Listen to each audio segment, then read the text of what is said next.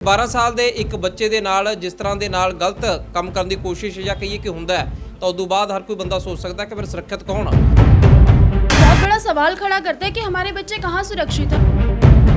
18 साल के वो दोनों लड़के भी कोई ज़्यादा एज के नहीं है। चोरी के केस में वो लोग इन्वॉल्व हैं, दुष्कर्म के केस में वो लोग इन्वॉल्व। ਜਿਹੜੇ ਛੋਟੇ ਬੱਚੇ ਨੇਗੇ ਆਖਰਕਾਰ ਉਹ ਹੀ ਸੁਰੱਖਿਅਤ नहीं है कि वो भी एक कुड़ी नहीं बल्कि एक मुंडा।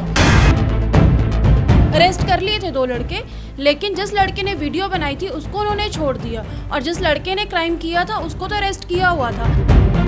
जिस टाइम हम गए उस टाइम SHO मैडम वहाँ थे ही नहीं, तो जो पुलिस वाले वहाँ पर थे वो भी बात करने को तैयार नहीं थे। हर किसी से वो बदतमीजी कर रहे थे। उनका जवाब ये था कि 2 दिन का टाइम दे दो। मतलब इतना उन्होंने संगीन अपराध किए, उसके बाद भी वो 2 दिन का टाइम मांग रहे, तो वो मेरी समझ से बिल्कुल परे था।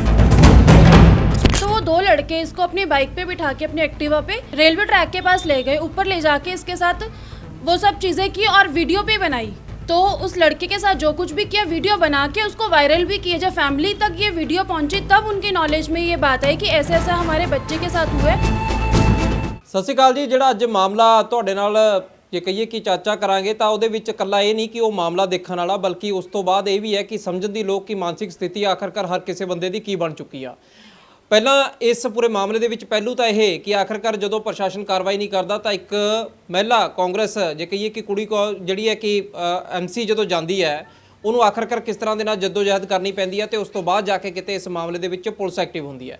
ਦੂਜਾ ਪਹਿਲੂ ਇਹ ਕਿ ਆਖਰਕਾਰ ਜਿਨ੍ਹਾਂ ਨੇ ਇਸ ਚੀਜ਼ ਨੂੰ ਅੰਜਾਮ ਦਿੱਤਾ ਤਾਂ ਇੱਕ ਵੀਡੀਓ ਜਿਹੜਾ ਤੁਹਾਨੂੰ ਅਸੀਂ ਦਿਖਾ ਰਹੇ ਹਾਂ, ਹਾਲਾਂਕਿ ਇਹ ਦਿਖਾਉਣ ਦੀ ਹਾਲਤ 'ਚ ਨਹੀਂ ਹੈਗਾ, ਇਸੇ ਲਈ ਧੁੰਦਲਾ ਕਰਿਆ ਤੇ ਨਾਲ ਆ ਬੱਚਾ ਵੀ ਜਿਹਨੂੰ ਜੇ ਕਿਹਾ ਜਾਵੇ ਕਿ ਆਪਦੀ ਉਮਰ ਦਾ ਦੂਜੇ ਪਾਸੇ ਕਹੀਏ ਤੇ ਨਾ ਹੀ ਉਹ ਸਮਾਜਿਕ ਸਮਝ ਇਹ ਹੈਗੀ ਹੈ ਚੰਗਾ ਬੁਰਾ ਕੀ ਹੈ ਇਹਨੂੰ ਵੀ ਨਹੀਂ ਅਸੀਂ ਤੁਹਾਨੂੰ ਦਿਖਾ ਸਕਦੇ। ਪਰ ਇਹ ਜ਼ਰੂਰ ਹੈ ਕਿ ਆਖਰਕਾਰ ਇਹਦੇ ਨਾਲ ਜੋ ਮਾੜਾ ਹੋਇਆ ਉਹ ਹੈਡਿੰਗ ਪੜ੍ਹ ਕੇ ਤੁਸੀਂ ਖਾਸੀ ਚੀਜ਼ਾਂ ਸਮਝ ਗਏ ਹੋਵੋਗੇ।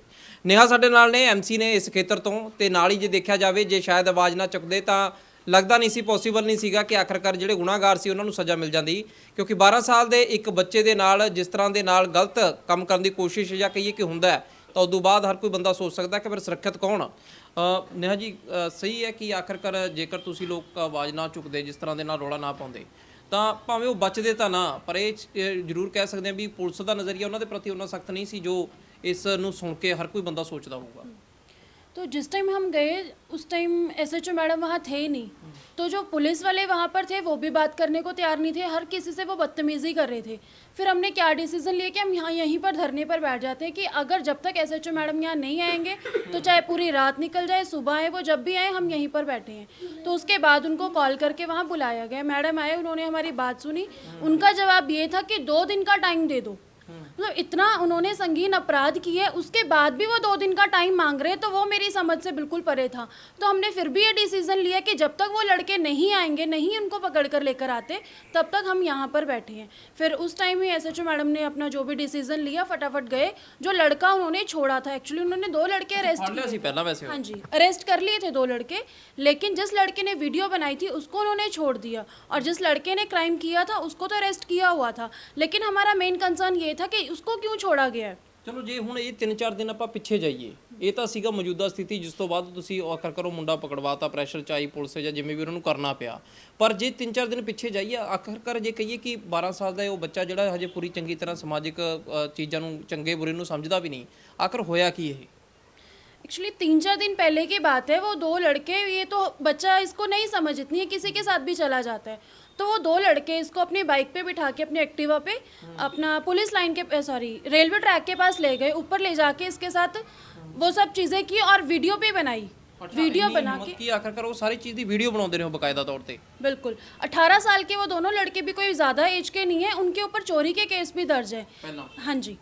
तो उस लड़के के साथ जो कुछ भी किया वीडियो बना के उसको वायरल भी किया। जब फैमिली तक ये वीडियो पहुंची तब उनकी नॉलेज में ये बात आई कि ऐसा ऐसा हमारे बच्चे के साथ हुआ है। तब इन्होंने एक्शन लेके फिर 31 सेक्टर के थाने में गए। जैसे ही वहाँ पे ये बात पहुंची तो उन्होंने कहा कि जब रेलवे ट्रैक पे ये जो कुछ भी कांड हुआ है तो उसके लिए इन्होंने GRP इनको भेज दिया। वहाँ पर फिर इनकी FIR दर्ज हुई। तो मैडम ने फिर अरेस्ट तो कर लिया, साथ के साथ जो भी कार्रवाई बनती है, लेकिन फिर भी टाइम वो मांग रहे थे कि हमें 2-3 दिन का टाइम दो, मैं पूरी कार्रवाई करके जो भी कार्रवाई बनती है वो मैं करूँगी। लेकिन फिर भी इतना टाइम वो क्यों मांग रहे हैं, जब पूरी के पूरी वहाँ पे 2 पार्षद खड़े हैं, पूरी आम आदमी पार्टी चंडीगढ़ की पूरी यूनिट खड़ी है, फिर भी वो 2 दिन का टाइम मांग रहे हैं। तो हम ये सोच सकते हैं कि जब हमारे साथ ही वो हमारी बात नहीं सुन रहे थे, एक आम जनता जो गरीब फैमिली से, एक लेबर क्लास फैमिली से बिलोंग करती है, तो उनके साथ क्या होता होगा, उनकी तो कोई सुनवाई नहीं होती है। तो पुलिस प्रशासन को भी देखना चाहिए कि हर एक इंसान की, चाहे वो गरीब है अमीर है, सबकी सुनवाई होनी चाहिए, टाइम टू टाइम एक्शन लिया जाना चाहिए कि इसके लिए क्या एक्शन बनता है। ਪਰ ਦੇਖੀਏ ਨੇਹਾ ਜੀ, ਸਭ ਤੋਂ ਵੱਡੀ ਗੱਲ ਤਾਂ ਇਹ ਹੁੰਦੀ ਹੈ, ਇਸ ਚੀਜ਼ ਦੇ ਵਿੱਚ ਦੋ ਚੀਜ਼ਾਂ ਨੇ। ਇੱਕ ਤਾਂ ਆਖਰਕਾਰ ਕੀ ਹੁਣ ਜਿਹੜੇ ਛੋਟੇ ਬੱਚੇ ਨੇਗੇ, ਆਖਰਕਾਰ ਉਹ ਵੀ ਸੁਰੱਖਿਅਤ ਨਹੀਂ ਹੈਗੇ, ਉਹ ਵੀ ਇੱਕ ਕੁੜੀ ਨਹੀਂ ਬਲਕਿ ਇੱਕ ਮੁੰਡਾ। ਨਾਲ ਜੇ ਗੱਲ ਕੀਤੀ ਜਾਵੇ, ਜੇਕਰ ਤੁਸੀਂ ਇਹ ਚੀਜ਼ ਦਾ ਰੌਲਾ ਨਾ ਪਾਉਂਦੇ ਤਾਂ ਸ਼ਾਇਦ ਲੱਗਦਾ ਵੀ ਜਿਹੜੇ 10 ਹੋਰ ਕੋਈ ਇਸ ਤਰ੍ਹਾਂ ਦੇ ਨਾਲ ਸੋਚਦੇ ਹੋਣੇ, ਉਹਨਾਂ ਤੱਕ ਮੈਸੇਜ ਨਾ ਜਾਂਦਾ कि ਕੱਲ੍ਹ ਨੂੰ ਕੀ ਹੋ ਸਕਦਾ ਉਹਨਾਂ ਦੇ ਨਾਲ। बिल्कुल, ये एक बहुत बड़ा सवाल खड़ा करता है कि हमारे बच्चे कहाँ सुरक्षित है। हमारी छोटी बच्चियाँ जो स्कूल अकेले जाती है, पेरेंट्स यहाँ पे रामदरबार का एरिया है, यहाँ पे मोस्टली लेबर क्लास है, पेरेंट्स सुबह से चले जाते हैं, शाम को आते हैं, अपना बच्चे सारा दिन घर में रहते हैं। तो एक हमारी सुरक्षा, बच्चों की सुरक्षा पे एक सवाल खड़ा करता है कि बच्चे सुरक्षित नहीं है, तो यहाँ पर किसकी जिम्मेवारी बनती है, कौन इस चीज़ को देखेगा, पुलिस देखेगी या किसकी जिम्मेवारी बनती है। ਪਰ ਤੁਸੀਂ ਇਹ ਚੀਜ਼ ਸਮਝਦੇ ਹੋ ਕਿ ਆਖਰਕਾਰ ਦੇਖਿਆ ਜਾਵੇ ਉਹਨਾਂ ਦੀ ਵੀ ਕੋਈ ਉਮਰ ਕੋਈ ਬਹੁਤਾ ਵੱਡੀ ਨਹੀਂ ਹੈਗੀ, ਜੇ ਦੇਖਿਆ ਜਾਵੇ ਭਾਵੇਂ ਠੀਕ ਹੈ ਬਾਲਗ ਨੇ, ਉਹਨਾਂ ਤੇ ਕਈ ਚੋਰੀ ਦੇ ਮਾਮਲੇ ਹੈਗੇ ਨੇ, ਪਰ ਆਖਰਕਾਰ ਲੱਗਦਾ ਕਿ ਲੋਕਾਂ ਦੀ ਮਾਨਸਿਕਤਾ ਇਹੋ ਜਿਹੀ ਹੋਊਗੀ ਕਿ ਇੱਕ ਕੁੜੀ ਮੁੰਡਾ ਉਹ ਇਹ ਵੀ ਸਮਝਣ ਦੀ ਲੋੜ ਨਹੀਂ ਕਿ ਆਖਰ ਉਹਨਾਂ ਨੇ ਮਾੜਾ ਕਰਨਾ, ਬਸ ਉਹ ਉਸ ਦਿਨਚਰੀਏ ਚੱਲਦੇ ਨੇ ਅੱਗੇ। वही आजकल की जनरेशन को समझ नहीं आ रहा हो क्या गया, मतलब ये एज है अपना करियर बनाने की, अपने एजुकेशन लो अच्छे से, अपने करियर पे फोकस करो, लेकिन उनका ध्यान कहाँ जा रहा है। चोरी के केस में वो लोग इन्वॉल्व हैं, दुष्कर्म के केस में वो लोग इन्वॉल्व हो गए, तो बच्चों को एक उनकी एनर्जी है जो शायद चैनलाइज नहीं प्रॉपर हो पा रही है, तो उस चीज़ पे हमें ध्यान देने की थोड़ी ਲੱਗਦਾ ਵੀ ਇਹਦੇ ਨਾਲ ਮੈਸੇਜ ਤਾਂ ਇੱਕ ਜਾਊਗਾ ਕਿ ਆਖਰਕਾਰ ਜੇਕਰ ਕੋਈ ਇਸ ਤਰ੍ਹਾਂ ਦੇ ਨਾਲ ਸੋਚਦਾ ਤਾਂ ਉਹ ਕਮ ਸੇ ਕਮ ਇਹ ਤਾਂ ਹੈ ਨਹੀਂ ਵੀ ਪੁਲਿਸ ਤੋਂ ਕੱਲ੍ਹ ਨੂੰ ਬਚ ਜੂਗਾ, ਕਿਉਂਕਿ ਆਪਣੇ ਆਪ ਦੇ ਵਿੱਚ ਇੱਕ ਪਹਿਲਾਂ ਤਾਂ ਇਹ ਅਪਰਾਧ ਕਰਨਾ, ਫਿਰ ਉਹਨੂੰ ਵਿਜ਼ੂਅਲਾਈਜ਼ ਕਰਨਾ ਤੇ ਉਸ ਤੋਂ ਬਾਅਦ ਉਹਨੂੰ ਵਾਇਰਲ ਕਰਨਾ। नहीं, अगर कोई भी ऐसा संगीन अपराध करता है तो मुझे नहीं लगता कि वो बच सकता है, ना वो पुलिस से बच सकता है, ना वो समाज से बच सकता है। अगर पुलिस नहीं एक्शन लेगी तो समाज खड़ा है, पूरा रामदरबार इकट्ठा हो जाएगा अगर इस बच्चे के साथ न्याय इंसाफ नहीं हुआ। ਬਿਲਕੁਲ, ਦੇਖੋ ਇਹ ਪੂਰੇ ਮਾਮਲੇ 'ਚ ਸਮਝਣ ਵਾਲੀ ਗੱਲ ਇਹ ਕਿ ਆਖਰਕਾਰ ਪਹਿਲਾਂ ਤਾਂ ਸੋਚ ਇਸ ਤਰ੍ਹਾਂ ਦੀ ਕ੍ਰਿਮੀਨਲ ਕਿਸਵੇਂ ਬਣਦੀ ਹੈ, ਤੇ ਦੂਜੇ ਪਾਸੇ ਇਹ ਵੀ ਕਿ ਆਖਰ ਜਿਵੇਂ ਕਹਿੰਦੇ ਹੁੰਦੇ ਨੇਗੇ ਕਿ ਹੱਲਾਸ਼ੇਰੀ ਇੱਕ ਦੂਜੇ ਨੂੰ ਇਸ ਤਰ੍ਹਾਂ ਦੀ ਕਿ ਉਦੋਂ ਬਾਅਦ ਉਹ ਵੀਡੀਓ ਨੂੰ ਵਾਇਰਲ ਕਰਿਆ ਜਾਂਦਾ। ਖੈਰ ਇਹ ਪੂਰਾ ਮਾਮਲਾ ਖੁੱਲ੍ਹੇ ਹੀ ਤਾਂ, ਕਿਉਂਕਿ 3-4 ਦਿਨ ਪਹਿਲਾਂ ਜਦੋਂ ਇਸ ਜੇ ਕਹੀਏ ਕਿ ਬੱਚੇ ਦੇ ਨਾਲ ਗਲਤ ਕੰਮ ਹੁੰਦਾ ਤਾਂ ਉਹਦਾ ਜਦੋਂ ਤੱਕ ਪਹਿਲਾਂ ਤਾਂ ਉਹ ਦੱਸ ਹੀ ਨਹੀਂ ਪਾਉਂਦਾ, ਜਾਂ ਕਹੀਏ ਕਿ ਦੱਸਿਆ ਨਹੀਂ ਗਿਆ ਉਹਦੇ ਤੋਂ, ਉਸ ਤੋਂ ਬਾਅਦ ਜਦੋਂ ਉਹ ਵੀਡੀਓ ਵਾਇਰਲ ਹੁੰਦਾ ਫਿਰ ਇਹ ਸਾਰਿਆਂ ਦੇ ਧਿਆਨ 'ਚ ਆਉਂਦਾ। ਖੈਰ ਕਹਿ ਸਕਦੇ ਆ ਵੀ ਨੇਹਾ ਨੇ ਹਿੰਮਤ ਕਰੀ ਤਾਂ ਦਾਦ ਜਿਹੜੀ ਬਣਦੀ ਹੈ ਕਿ ਉਸ ਤੋਂ ਬਾਅਦ ਜਾ ਕੇ ਇਸ ਮਾਮਲੇ 'ਚ ਸਖਤ ਕਾਰਵਾਈ ਹੋਗੀ।